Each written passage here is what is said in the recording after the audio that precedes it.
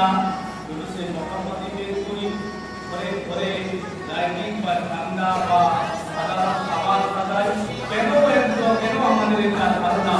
আমাদের এটা আকীদা যে নবী করিম সাল্লাল্লাহু তাআলা আলাইহি ওয়াসাল্লামের ওসিলায় কিন্তু আমরা নবীর ওসিলায় আমরা দুনিয়ার মধ্যে আসতে পেরেছি,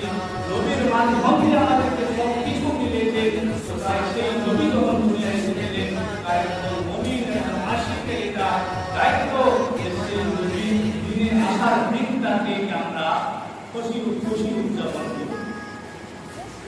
এই সম্পর্কে আল্লাহ তাবারাক ওয়া তাআলা সূরা ইউনূস আয়াত নম্বর 18 এর মধ্যে আল্লাহ তাবারাক ওয়া তাআলা ইরশাদ করে বলেছেন, কুল বিফাদলিল্লাহ ওয়া বিরহমাতিহি ফাবিযালিকা ফালইফরাহু ওয়া খায়রুম